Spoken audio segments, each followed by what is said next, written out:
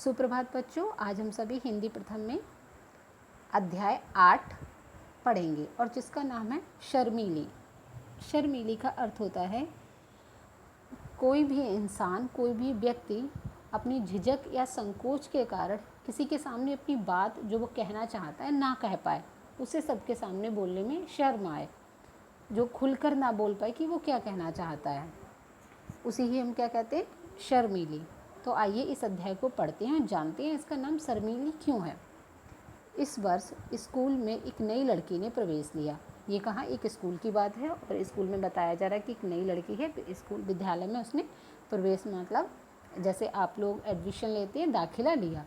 अध्यापिका ने कक्षा में प्रवेश किया। अध्यापिका का नाम श्रीमती विमला गुप्ता था और जो उस स्कूल जो अध्यापिका थी उस कक्षा की, वो कक्षा में आई और उनका नाम क्या था, विमला गुप्ता। उन्होंने उस नई लड़की को अपने पास बुलाया और जो नई लड़की थी उसे अपने पास बुलाया। जैसे कि अगर कोई क्लास में नया बच्चा आता है तो मैम बुलाती हैं अपने पास, उसी तरह से। और हम सभी से उसका परिचय कराया। परिचय मतलब उसकी जान पहचान, उसका नाम क्या है, कहाँ से आई है, इस तरह से। कविता, तुम्हें इन बच्चों से पता चल जाएगा कि कक्षा में ये कौन कौन से पाठ पढ़ चुके हैं। उन्होंने कहा तुम अभी नहीं आई हो और तुम्हें नहीं पता कि क्या क्या हो चुका है, तो तुम इन बच्चों से बात कर लेना, फिर तुम्हें पता लग जाएगी कि कक्षा में क्या क्या हो गया है, क्या क्या बच्चे पढ़ चुके हैं।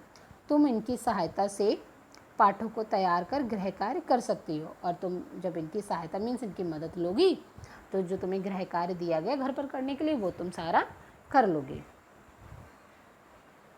अब देखिए यहाँ पर एक चित्र है जिसमें कुछ बच्चे पढ़ रहे हैं और एक अध्यापिका हैं जो एक सामने लड़की खड़ी है उससे कुछ कह रही हैं।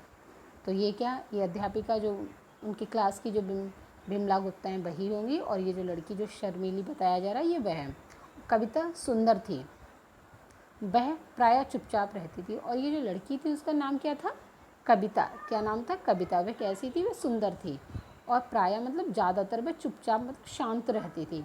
उसकी कक्षा के बच्चे उससे मित्रता करना चाहते थे और जो उसकी कक्षा में जितने भी बच्चे थे, जैसे कोई नया बच्चा है और अच्छा हो, हर कोई उससे दोस्ती करना चाहता, तो मित्रता मतलब वह उससे दोस्ती करना चाहते थे। लेकिन वह उनसे दूर दूर रहती थी और वह मतलब उन सभी से दूर दूर रहती, मतलब उनसे ज़्यादा कोई बात नहीं करती थी। उन्हें लगा कि कविता बहुत ही घमंडी है। जब वो बात नहीं करती तो सभी बच्चे ये सोचने लगे कि जो कविता है ना वो बहुत ही ज़्यादा घमंडी है, इसी वजह से वह किसी से बात नहीं करती है। अतः सभी ने उसकी ओर ध्यान देना छोड़ दिया। अब क्या था, जब वो किसी से बात नहीं करती थी इसलिए क्या है कि सब उसकी तरफ जो ध्यान देते थे वो भी मतलब छोड़ दिया। कोई भी उससे बात करना या फिर दोस्ती करना इस तरह से कोई नहीं चाहता था, क्योंकि जब वो बोलती ही नहीं थी। एक दिन स्कूल में प्रधानाचार्य जी ने बच्चों को पिकनिक पर ले जाने का कार्यक्रम निश्चित किया। निश्चित मतलब कि उन्होंने डिसाइड किया कि इस दिन क्या कहते हैं, हम लोग कहाँ चलेंगे, पिकनिक पे जाएंगे, तय करना। जैसे कि आप लोग तय करते हैं, कोई दिन निश्चित कर लेते, तय किया। पिकनिक का स्थान एक झील को चुना गया। कहाँ पर, जंगल में जहाँ पर झील होती है। झील क्या होती है, एक पानी होता है, तालाब छोटा होता है और तालाब में पानी सूख जाता है, लेकिन झील ऐसी होती है, झील तालाब की अपेक्षा बड़ी होती है और झील का पानी सूखता नहीं है, ठीक है, हमेशा साफ़ सुथरा रहता है। झील का वातावरण बहुत आकर्षक था। पहाड़ी स्थान और फूलों की भरमार इस स्थल की सुंदरता पर चार चांद लगा रहे थे। मतलब जो पिकनिक का स्थान था कहाँ पर था, जहाँ पिकनिक झील के पास में मनाई गई और वहाँ का चारों का जो झील का वातावरण था वो बहुत अच्छा था।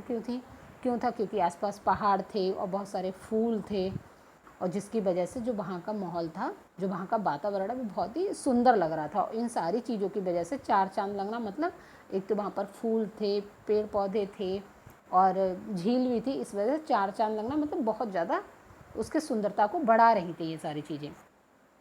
कक्षा की लड़कियों ने सोचा कि शायद कविता पिकनिक पर नहीं जाएगी। जब वह किसी से बोलती नहीं थी तो सबने सोचा कि जब ये इतनी घमंडी है तो वो पिकनिक पे नहीं जाएगी। परंतु पिकनिक के दिन कविता सबसे पहले स्कूल के गेट के सामने खड़ी थी। लेकिन जिस दिन पिकनिक थी तो सबने क्या देखा, स्कूल के गेट जो था, मुख्य द्वार था, वहाँ पर वो सबसे पहले वही खड़ी थी। सभी बच्चे और अध्यापिकाएं बस में बैठकर पिकनिक स्थल पर पहुंच गए। स्थल मतलब स्थान।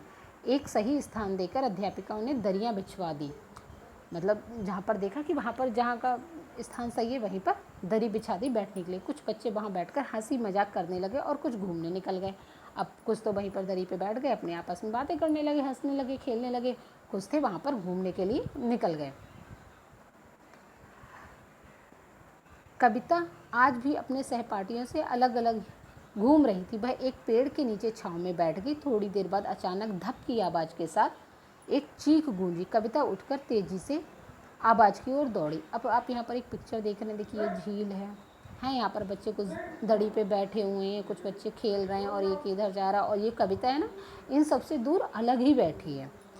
तो ये फिर क्या था, कविता अपने सहपाठियों के साथ अलग अलग घूम रही थी और वह कहाँ थी, एक पेड़ के नीचे बैठ गई। और थोड़ी देर बाद धप, मतलब किसी भी चीज़ में, किसी जैसे पानी में या कीचड़ में कोई चीज़ गिरती है तो आपने देखा आवाज़ होती है, तो वही कीचड़ में गिरने की, पानी में गिरने की आवाज़। चीख एकदम गूंजी मतलब वहाँ पर बहुत तेज़ से जब कोई चीज़ गिरती है तो आवाज़ होती है, उसी तरह से गूंजी। कविता उठकर तेज़ी से आवाज़ की ओर दौड़ी। उसने देखा कि कहाँ से आवाज़ आ रही, वहीं वह भागने लगी। झील के पास पहुँचते ही उसे बचाओ बचाओ की आवाज़ सुनाई दी, और जैसे ही उसने वह झील के पास पहुँची तो उसे बचाओ बचाओ, मतलब मुझे बचाओ, उसकी आवाज़ उसे सुनाई दी। उसने देखा कि उसी की कक्षा की राखी नाम की एक लड़की झील में गिर पड़ी है। उसने देखा कि उसी की कक्षा की क्या है, एक जो लड़की है उसका नाम क्या है, राखी। वह कहाँ गिर गई, झील में। झील में पानी कम और कीचड़ अधिक थी। क्या था, जो झील थी काफ़ी पुरानी होगी, जिसकी वजह से उसमें पानी तो कम था और क्या, कीचड़ ज़्यादा हो गई थी। झील दलदल का रूप लिए हुई थी। अब जो झील थी, झील नहीं रही थी, क्या हो गई थी, वह दलदल बन चुकी थी। दलदल होता है कि उसमें कीचड़ ज़्यादा होता है, अगर कोई उसमें घुसता है पानी की अपेक्षा तो वो नीचे धंसता हुआ चला जाता है कीचड़ की वजह से। और जो हमारे जैसे झील वगैरह या नदी वगैरह तो उसमें रेत होता है तो इतनी जल्दी नहीं धंसते हैं, लेकिन जो दलदल होता है उसमें कीचड़ होती है, जिसकी वजह से कोई भी व्यक्ति उसमें नीचे दबा चला जाता है। कविता ने राखी से कहा, राखी घबराओ मत, मैं अभी किसी को बुला कर लाती हूँ। अब जो कविता है वो राखी से कहती है, नहीं नहीं तुम घबराओ मत, मैं अभी किसी न किसी को बुलाकर लाती हूँ। लेकिन राखी हाथ पांव पटक रही थी। कविता ने एक क्षण सोचा और उसने अपने थैले से चाकू निकालकर पास ही खड़े बरगद के वृक्ष से लटकी हुई एक बेल उसने कटी हुई बेल को राखी की ओर फेंका। अब क्या था, कविता ने तो पहले तो उसे हिम्मत बंधाई, बोली नहीं नहीं तुम घबराओ मत और मैं अभी किसी को बुला के लाती हूँ, तुम यहाँ से निकल जाओगी। लेकिन जो उसकी जो राखी थी वो तो दलदल में फंसी जा रही, इसी वजह से हाथ पांव पटकना, मतलब उसे बहुत ज़्यादा डर लग रहा था और वो बहुत रो रही थी, चिल्ला रही थी कि मुझे यहाँ से निकाल लो। वो उसमें फंसती जा रही थी। तो कविता ने एक क्षण, मतलब तुरंत ही उसने कुछ सोचा कि अगर मैं बुलाने जाऊँगी तो बहुत टाइम लगेगा, पता नहीं ये क्या हो इसके साथ। तो उसने क्या किया, उसके थैले में क्या था, एक चाकू रखा था। उसने तुरंत चाकू को निकाला और पास में एक बरगद का पेड़ था, उस पर एक, जो बरगद के पेड़ आपने देखा कि लंबी लंबी बेल होती है, मतलब बेल का अर्थ होता है बिना तने का पौधा, या जो आपने देखते हैं जो पेड़ पे चारों तरफ से लिपट के चलती है, उसी को हम बेल कहते हैं, मतलब जिसमें कोई तना वना ना हो, सिर्फ और सिर्फ बेल टाइप की हो। तो बेल उसने निकाली और फिर क्या किया, उस बेल को, जो राखी थी उसकी तरफ, उस बेल को काटा, फिर उसे उसकी तरफ फेंक दिया। कविता चिल्लाई, इसे दोनों हाथों से कसकर पकड़ लो राखी। उसने कहा, तुम इसे जल्दी से टाइट करके इसे पकड़ लो। राखी ने कसकर हाथों से बेल पकड़ ली। कविता उसे अपनी ओर खींचने लगी। इस काम में कविता के हाथ जगह जगह से कटने लगे और खून निकलने लगा। अब वह अकेली ही थी और वह बहुत उससे खींच रही थी, जिसकी वजह से क्या था, उसके हाथ भी कट गए, छिल गए और उसमें से खून निकलने लगा। लेकिन उसने फिर भी हिम्मत नहीं हारी, वह लगातार उसे खींचती ही रही। वह राखी को अपनी ओर खींचती रही। बीच बीच में वह बचाओ बचाओ भी चिल्लाती रही। वह खींच भी रही थी, साथ में क्या, बचाओ बचाओ भी चिल्ला रही थी कि जिससे उसकी आवाज़ सुन के कोई आ जाए। अब आप यहाँ पर देख रहे हैं पिक्चर में, ये देखिए, ये जो कविता है वो क्या कर रही है, राखी को, इस दलदल में जो राखी फंसी है उसे बेल की सहायता से निकाल रही है। कविता की आवाज़ सुनकर अध्यापिका और अन्य बच्चे भी वहाँ आ पहुँचे। चौकीदार भी आ गया। उन्होंने कविता के हाथ से बेल ले ली और राखी को अपनी और खींचने लगे। अब क्या था कि जब वो बचाओ बचाओ चिल्ला रही थी, जिसकी वजह से क्या था, वहाँ पर सबने आवाज़ सुनी, अध्यापिका और बच्चे और चौकीदार सब आ गए। फिर जो चौकीदार था उन्होंने कविता के हाथ से बेल ले ली और राखी को अपनी ओर खींचने लगे। राखी घिसटती हुई सूखी ज़मीन पे आ गई, मतलब जब खींच रहे हैं तो मतलब एक होता है चलना पैरों से, लेकिन चल नहीं थे, घिसते घिसते ऊपर क्या था, ज़मीन पर, सूखी ज़मीन पर आ गई। तब कविता पसीने में तरबतर हो चुकी थी। तरबतर का मतलब पूरी तरह से वह भीग चुकी थी पसीने से, और थकान से चूर चूर होकर वह ज़मीन पर गिर पड़ी। और वह जब उसे खींच रही थी, जिसकी वजह से क्या था, वह थक भी बहुत गई थी, इस वजह से वह क्या थी, ज़मीन पर गिर पड़ी। अध्यापिका ने कविता के मुख पर पानी के छींटे मारे। अब जो अध्यापिका थी उसने जब वह ज़मीन पर गिर पड़ी, उसे होश नहीं रहा, फिर उसकी वजह से उन्होंने पानी मारे, तब वह होश में आ गई। सभी बच्चों और अध्यापिकाओं ने कविता की प्रशंसा की, और इस वजह से क्या, सभी ने उसकी तारीफ़ की, और कक्षा अध्यापिका ने कविता को शाबाशी दी। शाबाशी मतलब उसका प्रोत्साहन बढ़ाया कि तुमने बहुत अच्छा काम किया है। राखी ने कविता को धन्यवाद देते हुए, आज तुम ना होती तो शायद मैं अपने प्राणों से ही हाथ धो बैठती। मतलब प्राणों से हाथ धोना का मतलब होता है कि मुहावरा है कि मर जाना। अगर तुम नहीं होती तो वहाँ तो कोई था नहीं, ना कोई जल्दी जाता, तो मैं शायद हो सकता कि मैं मर ही जाती।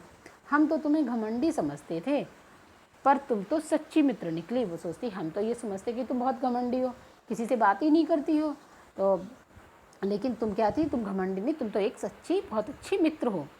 कविता ने शर्माते हुए कहा, नहीं, ऐसी बात नहीं है, मैं घमंडी नहीं हूँ, लेकिन मुझे किसी दूसरे से बात करने में संकोच होता है।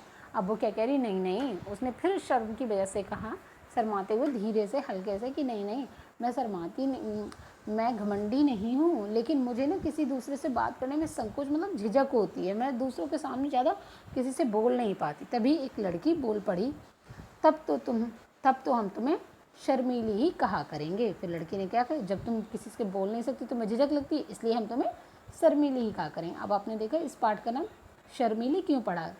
सभी बच्चे ठहाका मारकर हंस पड़े।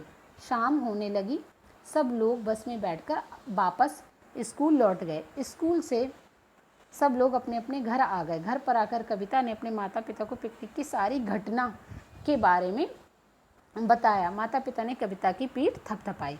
पीठ थपथपाई मतलब उसे शाबाशी दी जो उसने किया था, इस वजह से। अब आई होप आप सभी को ये जो कहानी थी बहुत ही अच्छी लगी होगी, और आपने इस कहानी से कुछ ना कुछ ज़रूर सीखा होगा कि हमें हमेशा दूसरों की सहायता करनी चाहिए। धन्यवाद।